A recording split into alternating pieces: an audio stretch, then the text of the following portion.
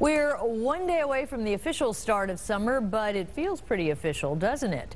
And actually, that can be dangerous. 9 News reporter Brandi Smith is live at the Otto Armletter Pool with how important it is to keep your children hydrated during this weather. Brandi, pretty hot out there. Yes, it is, Carol. And you can see the kids are having so much fun out here. It would be really easy for them to forget to drink water, especially if they're at camp all day and you're not around to remind them to stay hydrated. Papa! Papa! The sounds of camp. It's a time kids look forward to all year. They're so happy. And Camp Ernst nurse Kate Ryan says staying hydrated during these hot, sunny days helps to keep it that way. And when you're dehydrated, you're unhappy. You don't feel good. The kids get sick to their stomach. They get overheated much more easily with their activities. And they get headaches and just feel rotten. So we try really hard to keep them hydrated all through the day. It's really important to not just gulp down water when you get a second, but to keep water in your body all day long throughout the whole day.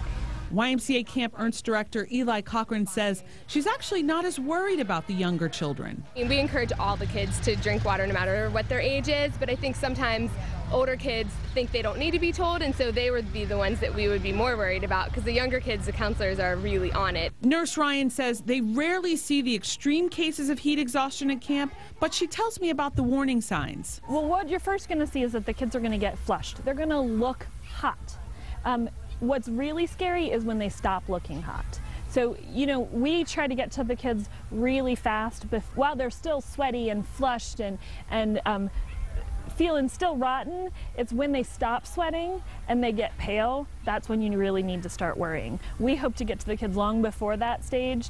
We get to them when they're still flushed and looking overheated. To further prevent heat exhaustion and dehydration, a local doctor told me that kids should take frequent breaks when they're exerting themselves in the heat, avoid soda or any drinks with caffeine in them, and wear loose-fitting clothing made of cotton that breathes. But we do get to the point where we restrict activity, so that we'll do something quiet in the shade to keep cool, or we'll go in the water to do an activity. Chief Meteorologist Steve Raleigh tells me that the risk of heat exhaustion comes from a combination of high humidity and high temperatures. You'll need to be extra vigilant during our high heat index alerts with young people and the elderly, because it's more difficult for their bodies to cool down during those times. Brandi Smith, 9 News, live in West Price Hill. All right, Brandi, some good advice, but I got to say the pool looks like a lot of fun.